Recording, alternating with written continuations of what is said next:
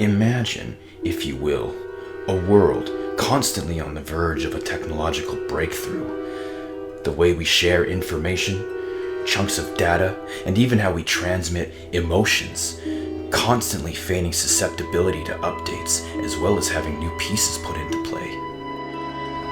Look familiar? I mean, it probably should.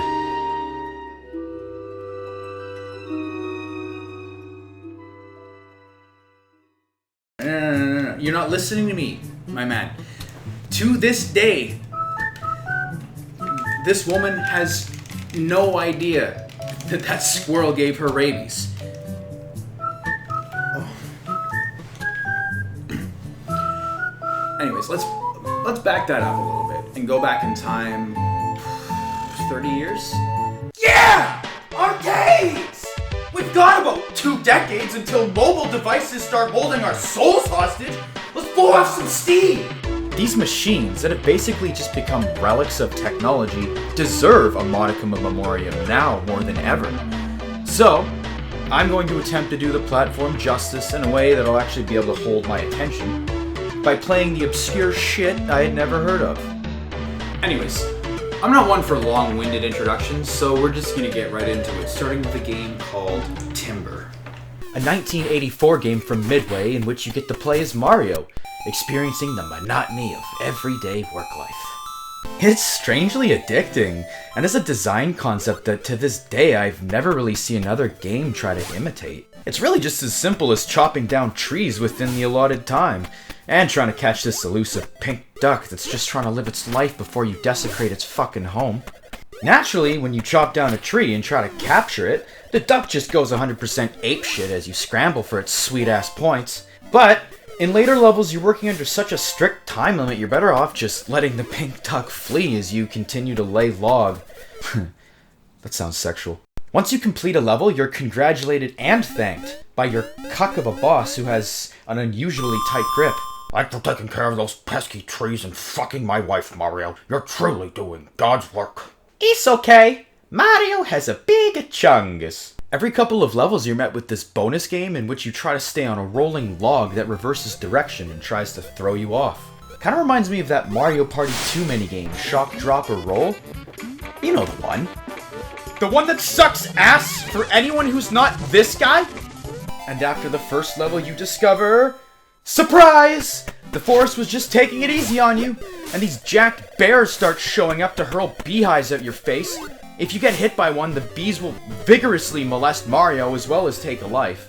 You can axe them for some extra points, but I found it more effective to just avoid them and keep laying log for the sake of the time limit. I'm sick of being sexually assaulted by bees. Mario with the last 2 trees of the round. He takes a beehive to the sternum. Oh dear God, it's horrifying. He timbers the second to last tree. He goes for the next one. He trips. He takes a beehive up the rectum. It is absolute pandemonium in the forest right now. It's over. It's over. Mario is down. My wife has no idea where I am right now. Timber only has 2 buttons, keeping it simple but challenging. The first button swings the axe to the left, with the second button swinging the axe to the right. As you chop a tree, you kind of have to stay frosty and be quick to anticipate where the next one's going to pop up, and plan your route as well as decide whether or not it's best for you to approach it from the left or the right. 2-player mode looks like it would be even more fun, as you try to compete for most trees cut as well as have the opportunity to drop teetering logs on your buddy. Competitive workplaces are so healthy. This game really does emulate the monotony of everyday working life, though. But in a fun way, yeah! Avoid bees, Yeah! chopping trees. Yeah! Won't you fuck my wife, please? Yeah! Next up, we've got Tapper. Also an arcade game from Midway, but in this one, Mario stashes away his lumberjack attire and dons an old-timey bartender's uniform. Super simple in concept, similar to Timber. All that's really required of you is moving up and down the 4 different bar tops and momentarily holding down and releasing the pour button that flings a cold brew at your unruly customers. The crowd is pissed, and it's your job to suppress their anger in the healthiest way possible. Get them drunk as hell, and eventually out of your goddamn bar. Once you've served everyone their asses and the pub is clear of customers, that's when the real party begins. I always knew you had a problem, Mario. You were just too damn perfect! Also, please drink responsibly, as tomorrow you probably have, like, carts to drive, or a golf game, or... I don't know, once you had to travel through time. If one of these surly alcoholics makes it to the end of the bar top, they'll literally grab Mario and slide him all the way across the wood and out the pub. You'd probably all move a lot faster if you weren't a bunch of fucking drunks! I think even more insulting than the game over is the fact that after your customers forcibly eject a man just trying to do his job, they fucking laugh about it! What? I wasn't even checking ID, you goddamn motherfucker! The high score screen is kinda interesting. It just has this one lone cheerleader that stares into your soul. Thanks for serving me and my underage friends alcohol, Mario.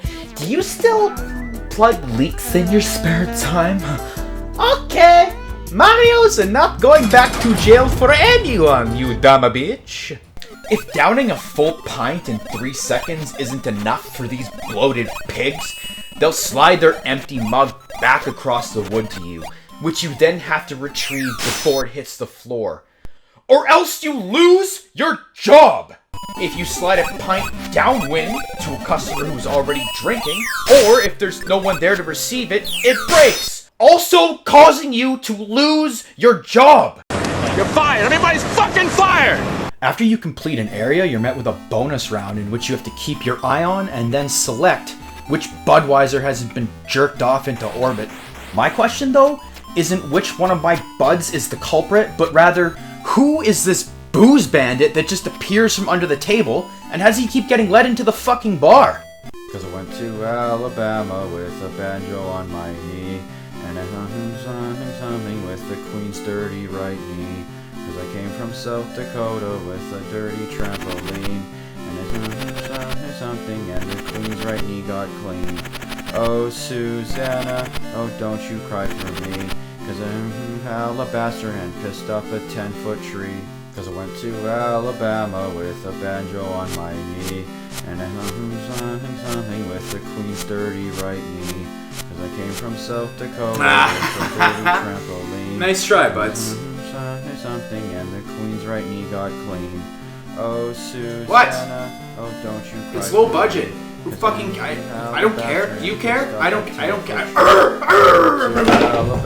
Every now and then, one of the patrons will remember they're not a complete terrible human being and actually pay for their drink. Fetching the cash then summons up dancing burlesque women or cheerleaders and causes all the heterosexual males in the area to be distracted momentarily so you can actually catch up on your business.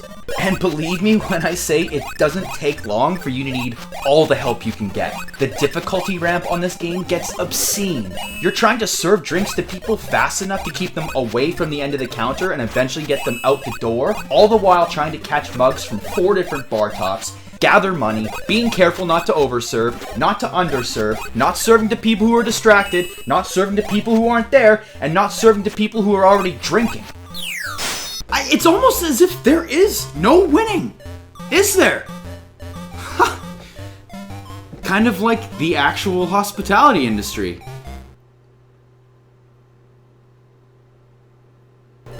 Give me more Jack Nicholson in Batman. Kind of like the actual hospitality industry. Give me Jack Nicholson in Batman. I don't even care what he does or how he acts as long as he jerks me off. Moving on, we've got Pooly Rula. Try saying that fast 3 times. Pooly Rula, Pooly Rula, Pooly Rula. That was surprisingly fucking easy. 1991 game by Taito, with an English translation that could only be described as flawless. Here is a wonderland called Radishland. In each town, under a keeper's control, the time flow was correctly kept with a time key. But a bad man appeared and stole the time key to stop the time flow. The towns were attacked one by one. The time flow was stopped and they received damage. An old man was impressed with a sense of danger and he called Zach and Mel, and he entrusted them with his invented magic stick. in order to defend their town. Watch the time key of this town. Leave me to do it. Be careful. To put it simply, Pooly Rula is a side-scrolling beat-em-up, and a pretty decent one at that. With your wand, you've got two options: a standard or a strong if you flick the joystick at the same time you attack. Smacking an enemy upside they dumb head with your magic stick causes them to turn into a very cute little critter you can rescue once it starts running. The second button is to jump, which after spending some time with this game seems like is very necessary to do frequently if you don't want to just be vomiting up quotas. Okay, here we go! Yes! Yes! Yes! The third button consumes one of these wand icons at the top of the screen, and causes a random character to come in and assist you while also leaving you invulnerable. Nice. You've got guest appearances like this jacked purple marshmallow man that comes in and starts bitch slapping everything, all the way to this neat underwear-wearing luchador duck man that balls your enemies in saran wrap before throwing them into a microwave and cranking that bitch to high! Now I know this game is classified as a beat-em-up, but it seems a little bit too adorable to be referred to as a beat-em-up. So let's go ahead and call Pooly Rula what it actually is. A sweet-em-up. Sweet-em-up adventure in a land of time, turning baddies into puppies with a wand so sublime. Sweet-em-up adventure filled with sparkles meant to thrill you. Succumb to my wand or else I'll motherfucking kill you. Eventually, the first stage has you drop down into the sewers, where this English police officer was supposed to be monotonously yanking his crank to keep the flow of time intact. Can you imagine having to be this guy? Poor son of a bitch's entire existence is standing in one spot all day, turning a knob. I mean, the loneliness, the degradation, the indecency, the lack of connection. Also, why is the only thing keeping the fifth dimension intact being kept in the sewer? I'm a 44-year-old virgin who has never permissed a girlfriend because I have to be here turning this key, I do. And it's in these sewers we meet our first boss. This lazy-eyed marionette man wearing a duck bill and purple nylons. What is happening? Jesus Christ! Yeah. Damn it. The time stopped. All stopped too. If we have no magic stick, it will be the same thing. Come, hurry up. Hey, finishing is a basic human right.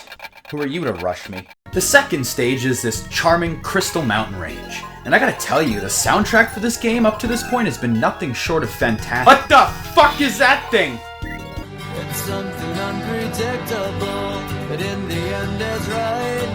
I hope you had the time of your life.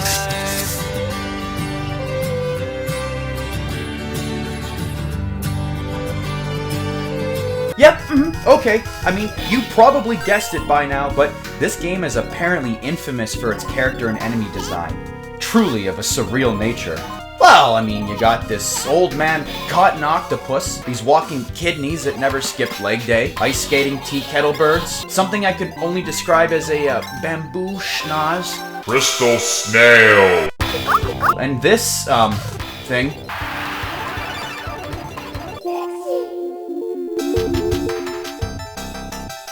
Do you go to the town ahead? Yes, but why? That town is so head that no persons can live in, and the town people have escaped. Ah, so. I understand. Would you, mind explaining it to those of us who don't speak like aliens?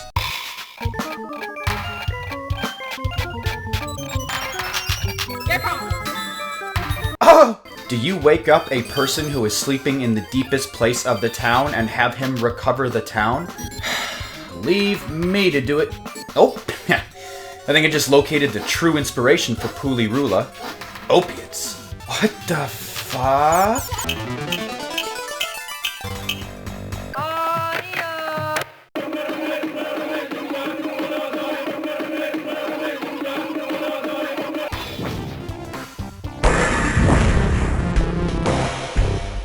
I'm scared, Charlie. I'll take the ass instead.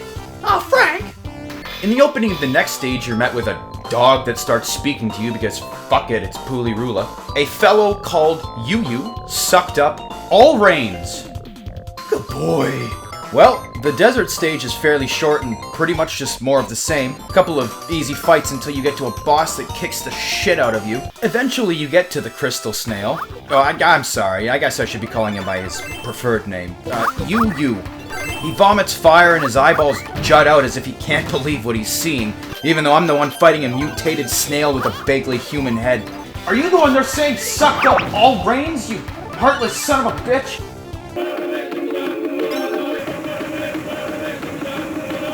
Yippee! It's rain. But I'm afraid of too much rain this time. I wonder if it's safe. Ah! Look! No rain falls from here. As the time of the town stopped, no rain flowed in. It's really getting ridiculous. Did you say ridiculous?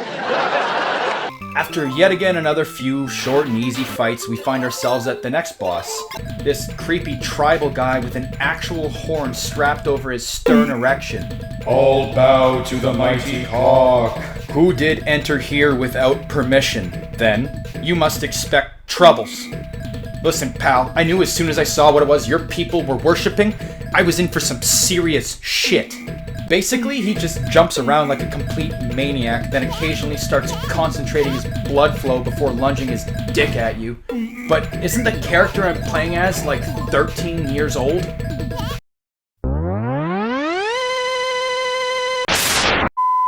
After snapping Lester the Molester's dick in half, we're met with a conversation that we've already had before. Ha! What did I do? Get the time back. Oh. No. So he goes ahead and does it anyways. The last stage is this neat little abstract land. This game has some truly unique art direction when it's not shoving men's asses or tribal, horny, fucking... this is why I don't ad-lib. Once again, just a pretty standard stage with a little bit of a ramp up in difficulty. Eventually, you make it to one of the last bosses, the doll that came to life in the opening of the game. He's sincerely pissed off and wants to make an example out of you. And he does exactly that. This little wasteoid fucked me up a couple of times before I managed to send it packing. Right after defeating the doll, you're immediately launched into the final battle with, what was it? Oh yeah, Badman. I'm not entirely sure what's going on with the aesthetic of this room. Am I in hell? Are these the eyes of all the people stuck in time that I meant to save? Maybe I shouldn't look too far into it. After finally defeating Badman, we're ready to take that key back to the sewer and get back on the right track! Oh, what a surprise! The British police officer turns into Badman and you have the exact same fight as before.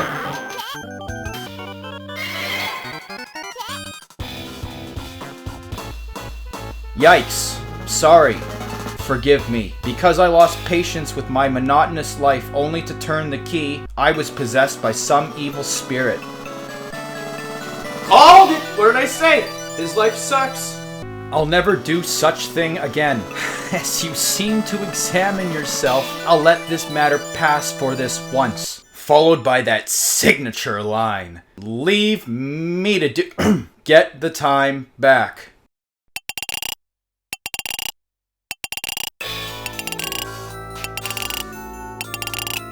And roll credits. I feel compelled to point out that in this credit sequence, that this was not in the version of the game that I played. I definitely would have remembered Wonder Woman spread-eagled in a stone archway. Must have just been the work of their senior staff member, E-Bang Da Boom! Our last game for today is a 1988 side-scrolling action game by Sega called Dynamite Ducks. This one was also released on the Sega Master System the same year, but went on to get mostly forgotten about, despite it definitely being a decent game. Let's just dive right in, shall we? One day, Lucy was playing with her pets Bin and Pin in a beautiful flower garden. Then suddenly an evil black shadow appeared and changed into Ha-cha-cha the Great while they were watching. Lucy, startled and frightened, was kept in a miracle ball and taken away to the Ha-cha-cha world by Hacha. The first stage drops you into a downtown sector and right into the action. At first, all you've got to defend yourself are your fists, but that quickly changes. Because just as you would in an actual downtown sector, there's abandoned weapons errantly strewn about the mean streets, just waiting to be abused. You got stuff like throwing rocks, bombs, water guns, bazookas, flamethrowers, buckshot, and homing missiles. They all have unique arcs, velocities, and damage, keeping this game high on variety and high on good motherfucking times. By the way, while we're talking about it, Flamethrower OP as fuck, 10 out of 10, best gun, good gun, S tier. Dynamite Ducks has one of the best bonus stages in any arcade game I've ever played. You get to straight up just have a one-on-one boxing match with your best bud. Oh, and also, Colonel fucking Sanders himself is the official referee. Literally, how could you go wrong? Sauce with the left, the left, the left. Frazier answering with a flurry of rights. Sauce with a series of rebuttals. Sauce with the corner exploit. Frazier is blocked in. Sauce with a swarm of rights. Frazier goes down. Frazier goes down. I would have made a great boxer back in my day had it not been for all that wonderful fried chicken. All that being said, the weapons in bonus game aren't initially what I found so goddamn amusing about this little game, but instead the labels on the storefronts in this downtown sector that were either improperly translated or doing their best to avoid copyright infringement. You got Timepiece over here, which I assume is a watch store, Restaurant Italian serving up spaghetti, a pet store selling dog cat, a crudely marked shed labeled 128 that exclusively sells one of my least favorite liquors of all time. And who could forget about Kentucky Friend Chicken, where the goddamn Colonel himself eagerly awaits your entry to the store. Diabetes, stroke, heart attack, heart disease. It ain't no starting back once arteries start to squeeze. Oh, and of course my personal favorite, 7Y11. Nothing I love more than a bag of yips and any alert, you motherfucker. You want some? Yeah. Oh well. One for daddy. There's actually an alternate intro scene in the Amiga and Atari version of Dynamite Ducks that was never meant to see the light of day. Apparently the only way it can ever be seen was through using a hexadecimal editor, and that's about all I know about it. Other than the fact that the alternate intro was lewd, intentionally offensive, and just fucking great. One day, Lucy was playing with herself, while Bin and Pin were buggering each other in the beautiful flower garden. Then suddenly, an evil black pimp appeared, and changed into some kinky leather gear. While they were watching, of course. Lucy startled and orgasmed at the size of his miracle balls, and disappeared with the pimp to his sleazy brothel. Therefore, Bin and Pin stopped giving each other one and ventured into the brothel, not wanting to miss out. Wow! That was significantly fucked up. Anyways, I mean, that's pretty much it for the MAME Showcase. Overall, really interesting genre to go revisit those old arcade games. I mean, I had a lot of fun with this project. Although I don't remember downloading whatever the fuck this is.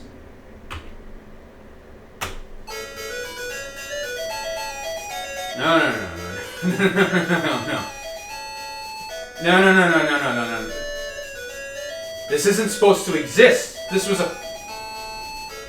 Everything about this is wrong. What the fuck am I supposed to do with this?